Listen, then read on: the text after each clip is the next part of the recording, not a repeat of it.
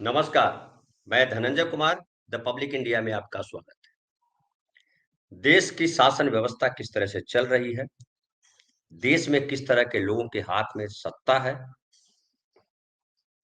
ये आपको पता चल रहा होगा कई तरीकों से। जो भक्त मीडिया है, गटर मीडिया जिसको मैं कहता हूँ, ढेर सारे लोग हैं जो ट्रोलर्स कहलाते हैं, ढेर सारे पत्रकार हैं जो सोशल मीडिया पे लिखते हैं। वो तमाम लोग बीजेपी के नेताओं की, बीजेपी के भक्तों की, आरएसएस के लोगों की, हर उनके हर करतूतों को जस्टिफाई करने में लगे हुए हैं।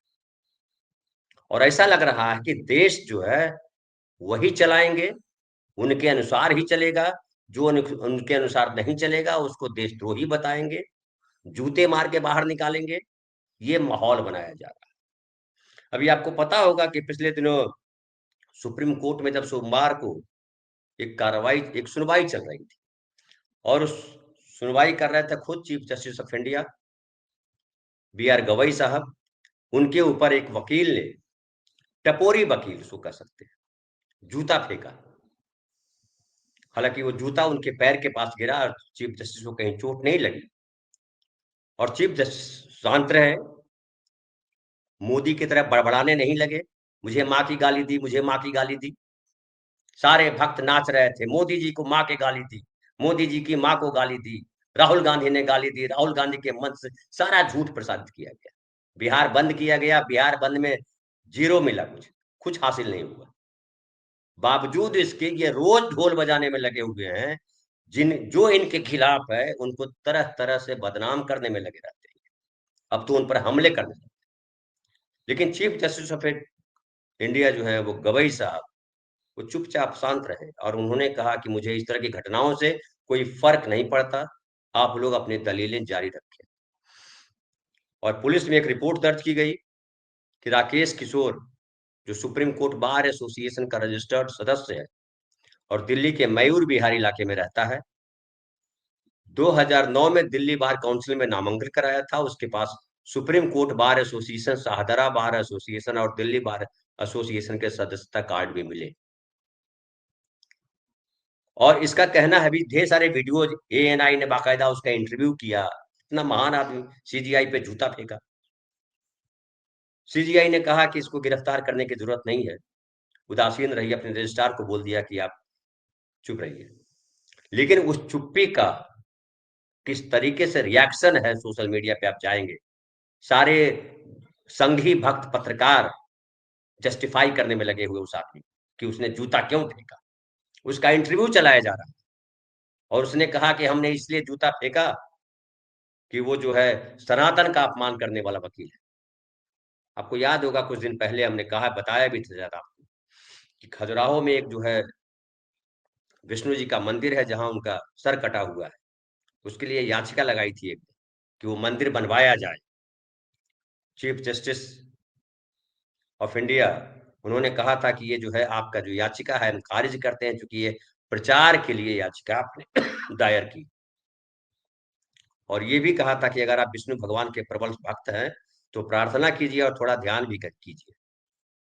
और इसको लेकर के तमाम उस समय भी प्रतिक्रियाएं थी कि ये सनातन धर्म का अपमान है। सनातन धर्म इनके पिताजी ने पैदा किया है, इनके पिताजी का अपमान हो गया। सनातन का मतलब होता क्या होता है? चिरंतन, प्राचीन।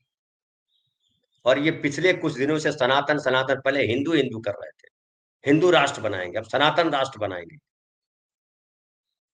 और वो तमाम लोग लग गए हैं कि बड़ा अहिंसक आदमी था ये किशोर वकील जो है, इसको इतना गुस्सा क्यों आया, सीजीआई पे जूता फेंक दिया।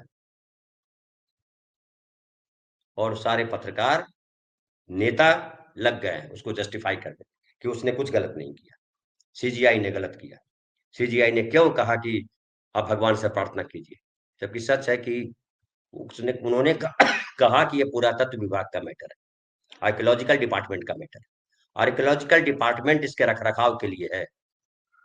जिस आदमी ने सुप्रीम कोर्ट में याचिका दायर की थी, जो याचिका खारिज की गई, क्षमा करेंगे, जो याचिका खारिज की गई। उसमें साफ-साफ था, सीजीआई ने कहा था कि आप जो है आर्कियोलॉजिकल डिपार्टमेंट से बात कीजिए, ये उसका मैटर है। वो आदमी इसके पहले जो है गृह विभाग को लिख चुका था, ज्ञापन दे चुका था, पत्र लिख चुका था कि इसको ठीक किया जाए। तो गृह मंत्री तो सनातनी बैठे हुए हैं, अमित शाह जी। हिंदू धर्म के सबसे बड़े ठेकेदार आज की तारीख में कौन है? मोहन भागवत, अमित शाह, नरेंद्र मोदी, सबसे बड़े ठेकेदार। उनकी वजह से हिंदू धर्म बचा है, नहीं तो हिंदू धर्म तो खत्म हो गया था। तो ये कहा चीफ जस्टिस ऑफ इंडिया ने, क्यों क्या गलत कहा उसने? लेकिन चूंकि वो बौद्ध हैं, चूंकि वो दलित हैं, चूंकि वो अल्पसंख्यक है, अल्पसंख्यक मतलब सुप्रीम कोर्ट में सवर्णों का कब्जा है, और वो तमाम जो है जो आचरण है वो संघियों वाला आचरण। अब फैसले जिस तरह के आते हैं, सोनम वांगचुक पे जिस तरह के बहस चल रही है, आप सुनिएगा तो माथा पीट लीजिएगा। किस तरह से सुनवाई सुप्रीम कोर्ट में हो रही है। और पिछले जब से नरेंद्र मोदी की सरकार आई है तब से सुप्रीम कोर्ट भी प्रश्नवाचक चिन्ह के घेरे में खड़ा हो गया। सुप्रीम कोर्ट की कितनी इज्जत, लोअर कोर्ट की तो चलिए ठीक है, आम आदमी जानता है लोअर कोर्ट में क्या होता है, लेकिन हाई कोर्ट और सुप्रीम कोर्ट की प्रतिष्ठा थी इस देश में, मिलॉर्ड। लेकिन वो प्रतिष्ठा जो है वो लगातार गिराई जा रही है सरकार द्वारा। चुनाव आयोग ने क्या कहा? चुनाव आयोग ने कहा कि जो सुप्रीम कोर्ट कह रही है कि आधार कार्ड ही से काम चल जाएगा, नहीं चलेगा, आपको दूसरा पेपर देना पड़ेगा, सपोर्टिंग पेपर देना पड़ेगा। तो इस तरह की स्थितियां बनाई जा रही है देश में, जिसमें कोई कुछ बोले नहीं, इनके खिलाफ न बोले, ये जो चाहे करे, हिंदू धर्म के नाम पर तमाशा करे। अज्ञानता और आस्था में फर्क है। आस्था वो होती है जिसे हम जानते हैं, उनके प्रति हमारा समर्पण होता है, और अज्ञानता वो होती है हम जानते कुछ नहीं है, लेकिन लगे हुए हैं कि नहीं हम जो जान रहे हैं, जाने नहीं जाने सब उन्हीं से चल रहा है, सब उन्हीं से चल रहा है, तो तू काहे को डरिया रहा है? चीफ जस्टिस ऑफ इंडिया ने कहा अगर कि सनातन विष्णु भगवान से को ध्यान लगाओ, तो क्या गलत कहा? लगाओ ध्यान, सब तो विष्णु भगवान करते हैं, तो विष्णु भगवान वो भी ठीक कर देंगे। तो अगर सीजीआई ने ऐसा कहा तो विष्णु भगवान ने कहा होगा बोलो ऐसा। क्यों विष्णु भगवान खाली तुम्हारे मुंह में विराज, तुम्हारे सर पे विराजते हैं, तुम्हारे मुंह से उनकी आवाज निकलती है, खाली तुम्हारे लिए विष्णु भगवान है, तुम तय करोगे भगवान क्या चाहते हैं। तो ये गुंडागर्दी चल रही है, और गुंडागर्दी जो है वो चीफ जस्टिस ऑफ इंडिया तक पहुंच गई। अब बताइए, चीफ जस्टिस इंडिया पे जो जूता फेंक रहा है, जो हिम्मत कर रहा है, और जो उनके पीछे लोग खड़े, न वो शर्मिंदा है, न उस पर कोई कानूनी कार्रवाई की जाती, बल्कि उसके पक्ष में लोग आके खड़े हो गए। कई सारे झंडू पत्रकार से लेकर के जिनको जाना जाता है, और इस तरीके से नग्न नाच कर रहे हैं, नंगा नाच कहते हैं इसको। ये धर्म नहीं है, पाखंड है। और पाखंड के नाम पर तुम अपने, चूंकि पता है कि देश की बड़ी आबादी जो है अज्ञानतावश धर्म के चक्रव्यूह में फंसा हुआ है, और उसका नाजायज फायदा उठा रहे हैं। हर चीज जो है धर्म के नाम पर, तुम सारे पाप करो, सारे पाखंड करो, उसको ढक दो धर्म के नाम पर। ये चल रहा है देश में, लेकिन ये कब तक चलेगा, ये सबसे बड़ा सवाल है। धर्म 2014 से तो हिंदू धर्म बना नहीं, 2014 से तो सनातन धर्म आया नहीं। और जब संविधान बनाया देश ने, तो संविधान में धर्म से परे संकल्पना की गई, क्योंकि यहाँ ढेर सारी संस्कृतियों के लोग, 33 करोड़ तो देवी देवता है, नहीं मानते हैं सब राम को, शैव है, शाक्त है, वैष्णव है, उसमें भी है, निर्गुण मानने वाले हैं, निरंकारी है, तो फला है, तो ढिमकाना है, दुनिया भर के खाने खांचे हैं। कोई गौ मांस भी खाता है, कोई कुछ नहीं खाता है, कोई मछली खाता है, कोई मुर्गा खाता है, कोई अंडा खाता है, कोई कोई कपड़ा पहनता है, कोई कोई भाषा बोलता है। ढेर सारी विभिन्नताएं हैं, विविधताएं हैं।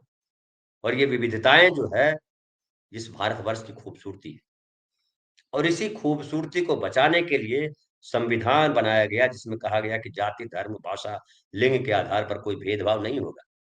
लेकिन ये तमाम ट्रोलर्स, जाहिल, वो देश को बर्बाद करने में लगे और आरएसएस उसमें अग्रणी भूमिका निभा रहा है। कुछ हजार लाठी लेकर के सड़क पर चलने से उनको लग रहा है कि दुनिया थर-थर कांपेगी।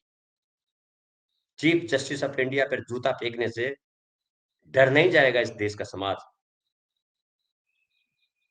बिहार के चुनाव में वो दिखाई पड़ेगा।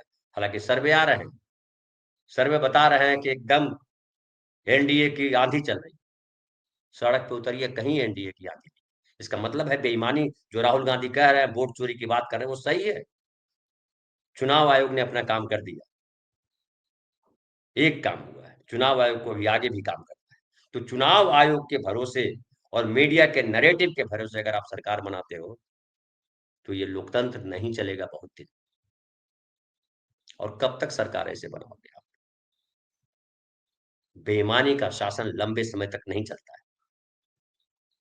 आज मीडिया इतना एक्टिव हो गया है, लोगों को सच पता है, लोग सम्मान कर रहे हैं। जैसे सीजीआई ने सम्मान किया और कहा कि कोई बात नहीं। नेहरू का बड़ा चर्चित किस्सा है कि नेहरू को एक बार एक महिला ने गिरबान पकड़ लिया कि बताओ हमको आजादी से क्या मिला। नेहरू ने कहा था कि प्रधानमंत्री के तुम जो है गिरबान पकड़ सकते हो, आजादी से ये मिला। सीजीआई ने उसी का पालन किया। सीजीआई ने कहा जाने दो, जूता फेंकने से कोई फर्क नहीं पड़ता। यही हमारे संस्कार में सिखाया गया है, शालीनता, भद्रता, माफ करना। लेकिन ये जो सनातनी के नाम पे नाच कर रहे हैं नंगा, इनके पास जो है वो लंपटाई है, नंगई है, गुंडई है। ये चाहते हैं कि सब इनसे डर के रहे। धर्म डरना नहीं सिखाता है, और जो धर्म डरना सिखाए वो पाखंड है।